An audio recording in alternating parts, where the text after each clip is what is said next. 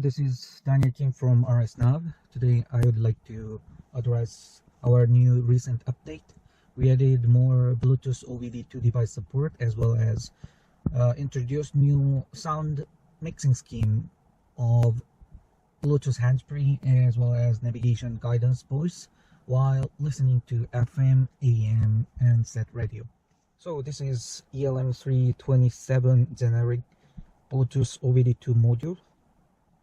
This one uses Bluetooth version 1.5 or 2.0, so this one is quite outdated one, and we began supporting this kind of cheap one, and recently we start to support Bluetooth 4.0 protocol OBD2 readers as well. Those are usually the ones that you don't need to enter any passkey to pair device with the Rsnav. So that was recent update regarding Bluetooth support. I have to tell you though, there are some Bluetooth modules that use Bluetooth 4.0 BLE. That's Bluetooth low energy. For now, Rsnav device does not support Bluetooth low energy devices. The reason being is Bluetooth scheme in Rsnav is highly customized.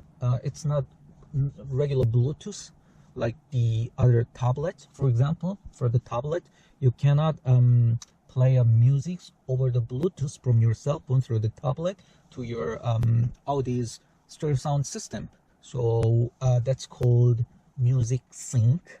So in that sense, the Bluetooth system in Rsnav or all the other car stereo has some kind of special Bluetooth scheme. So that's why you cannot use regular Bluetooth devices in this kind of aftermarket head units. Anyway, we are supporting more and more device as time goes by, and our Bluetooth supplier is already working on the BLE, so I hope I can deliver good news for you in the future. Let's try this one. So I plugged in the OBD2 device. To pair the OBD2 device, you go to Setting, Bluetooth Settings, and you search for available Bluetooth devices. It may not come up in just one trial, so you need to try a couple of times. If not, you need to unplug the OBD2 Bluetooth module, because most of the Bluetooth modules are only searchable once or twice. Keep searching for my OBD2 device to pop up. Let me try disconnecting and connectivity. So I disconnected and connected my OBD2 Bluetooth module again, and I'm waiting this one to pop up. If not, I'm going to reset the Bluetooth like this, and then when the reset is done, I'm searching for the available Bluetooth devices.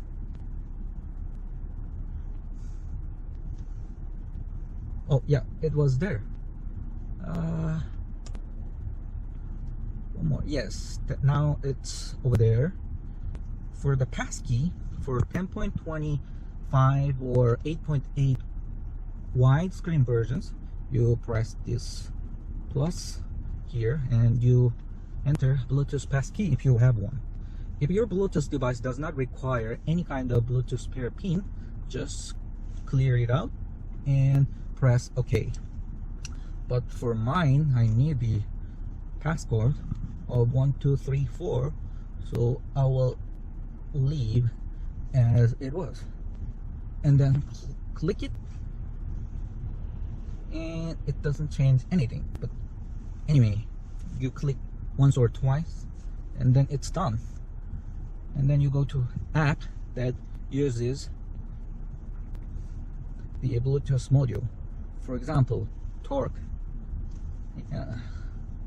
Let's set it up. No, I think it's already connected. Let's see. Let me add in engine RPM. Large. Yes, it's already, as you can see, paired and running smoothly. Let me see some other dials. I think there used to be some other dials in earlier version of Torque, but apparently that's not the case. So let's go to settings and OBD2 adapter settings, and connection is already Bluetooth, and choose the Bluetooth device. And in settings, if it's not working automatically, you go to settings, OBD2 adapter settings, and OBD2 is already there like this. So yeah, it works like this, and it should work flawlessly.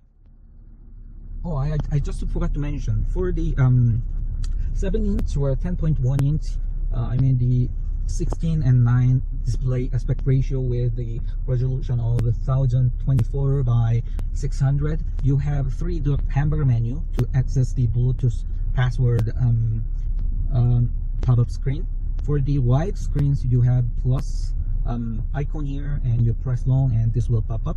And for the 7 inches and 10.1 inches, you need to press the hamburger button over here. Okay, let me introduce new sound mixing scheme. Let me switch to radio first. Now I'm listening to FM radio, and then I need to pair up my cell phone again.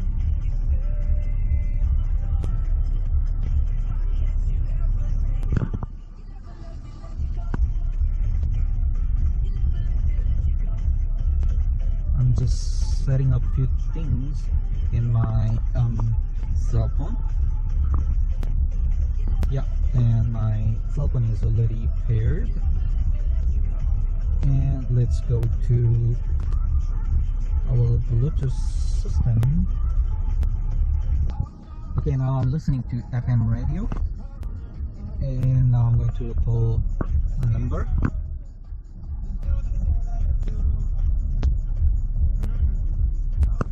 The radio is keep playing. Welcome to Directory Assistance. What city and province, please? Wow, that was loud. It's a bug that we are yet to fix. So to fix this, you go to apps and volume adjust and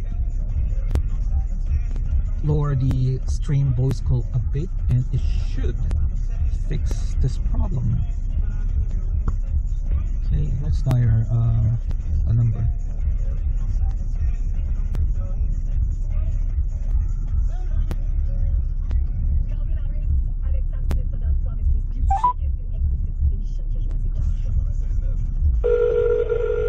So still volume is a bit high.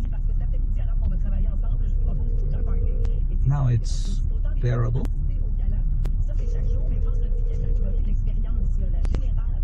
So I called my second cell phone, that's why it's echoing. But anyway, the hands-free is now working without any problem while you're in radio. Later here, we're going to add some volume buttons to control the voice call volumes, because apparently the voice volume is not controlled with this knob or MMI knob. So we need to add a separate volume control for the hands-free call. And for the initial hands-free sound being too loud, we're going to fix it in emergency Bluetooth app update, so that will be followed shortly. So that's what it is. And for the Google navigation, for example, now it's learning Google. Turn on, and if you start driving in Google Map, and if you choose on guidance voice, it will start to give you voice guidance while you're in radio mode or set radio mode. It will work both, but for now this one is supported only by the Google Map and iGo Primo app from the Play Store. We know there are a lot of users of TomTom, and here, what's that here? I think it's the name of offline map is here, as well as Civic, and we're going to support them later. So that's what it is. But for this, I have another thing to comment. For example, when it's too loud, you can always call the volume adjust app and control the default volume of your voice call sound. But in certain devices, especially those smartphones from Samsung, they might not respond to this kind of volume adjust correctly. That's because in Samsung, for example, if you go to settings, and before you do this, you need to activate the develop options. And to learn how to activate the develop options, just Google it with your cell phone model number. And it's absolutely important for Samsung smartphone users who want to use Rsnav Bluetooth. You need to disable the absolute volume, otherwise it won't respond to the this volume control command of Rsnav. So make sure you disable absolute volume. And it's not only to Samsung. If you have any trouble regulating the volume of your Bluetooth hands-free while you're in radio or set radio, just make sure to disable absolute volume option for your Bluetooth hands-free in your smartphone. For further detail, I would recommend you to read your smartphone's manual or search on Google to know how to disable the absolute. I think many people doesn't know about this feature, but these icons are customizable. If, for example, if you press long, yes, there will be the app picker, and if you pick one app, like here, then can you see the icon has been changed? For the same for the browser, if you want to assign the one of the apps, you can always click and it's there. For the nav, now it's Google Maps or iGo,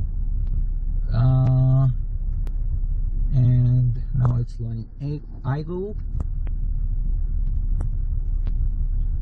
But if you change this by pressing long here to Maps, now it's running Google Maps. So, but for some buttons, icon will not change, and this setting app Bluetooth does not offer any kind of custom button assignment as well, including the FMCD buttons as well.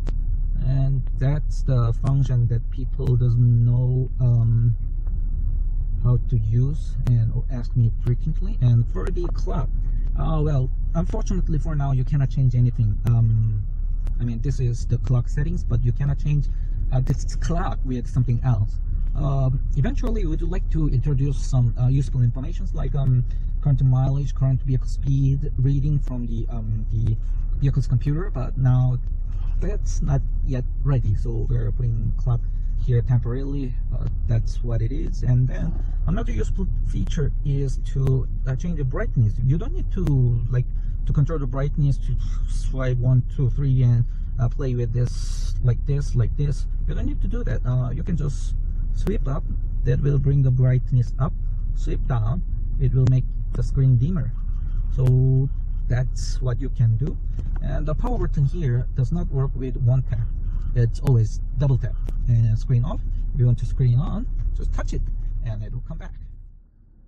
So a lot of people complains about Chrome or Play Store crashing, or system UI crashing. That's because in your Rsnav device, when it's shipped, the software is compiled in China with the Chinese Google core apps. When you are not running your device in China, you need to update all the Google apps. So go to apps and run the Play Store, go to user procedure like logging into your Play Store, make sure you are connected to internet first, and then go to my apps and check the update and do update all. But before that, the most important thing is make sure your clock is accurate for your geological location. For example, I'm in the Montreal, Canada, which is the Eastern Daylight Time Zone for now. So you need to make sure the clock is correct for your region. It's important because a lot of encryption mechanism being used by Google nowadays. It requires the clock to be accurate. So if the clock is not accurate, you deactivate auto time zone and select your time zone and make sure the clock is running correct time. And after that, run the Play Store, update every app, and then if there's some other error that is keep bugging you, then you go to settings, apps, and three hamburger menu, show systems, and search for all the Google named stuff like this Google thing. Give all the permission it requires. Same for the Google Play services. You need to give all the permissions, all the extra things that it requires for. Otherwise, you're going to see the system UI crash, Chrome crash, as well as what was the other ad crashing? I think it was Play Store. Yeah. So that's what it is. So after that, it will be smooth as whipping cream, I guess. And for the Android Auto or CarPlay function, this Android Auto here is to run Android Auto within the device, not connecting to anything. This is for those people who would like to put SIM card in, and then get the internet using the modem inside the device. But if you want to connect your cell phone, like iPhone or Android, and use it with the Android Auto or CarPlay, the app you should run is AutoPlay. It comes in default, but you need absolutely the USB authorization dongle that we're selling in rsnav.com. And when everything is okay, when everything is connected properly, you will see the message that connect your phone to the USB box. So before that, go to the settings, and if you have trouble with the Android Auto being lagging or something like that, you need to change these settings. Well, it's apparently English, so I have no idea what they mean by image quality fluency, but anyway, you can play these and this will make some effect. And the new thing introduced is charging mode. Sometimes I found it's charging over 500 milliampere when you put it strong, but I don't know, sometimes it doesn't work well. But if you put it in weak, it will charge less than 500 milliampere per hour. Choose weak if you have some kind of frequent crashing or some kind of instability, or otherwise leave it in strong. And make sure the insert phone to launch. This means when there's a cell phone connected to the dongle, then this app will launch automatically, and then it will run CarPlay or Android Auto automatically. And make sure you update both app as well as the firmware of the box as well. And for the dongle, some of you might receive this black thingy with the white dongle, and the main thing is white dongle. This one is what is required to run the Android Auto or CarPlay. And what the black dongle does is it's USB filter, as I probably explained or will explain in this video before this or after this. But anyway, there's so much noise coming from the car to the system, so we need a USB filter to filter out all the dirty electricities. And so you put this USB filter blinking in front of the white USB authorization key dongle, and then connect to your cell phone's sync USB cable, and then plug in your cell phone like this. And then if I press return here, it should run Android Auto in no time. I mean 0.5 seconds. So it runs like this. Well, the thing is pretty much same for the iPhone as well. If you plug the black USB filter to the USB port of Rsnav, and then plug the white thingy to the black thingy, and then to the bottom of the white thingy you plug your lightning cable and you connect your iPhone, and voila, there was awesome CarPlay, which works super fine with our hand steering wheel button.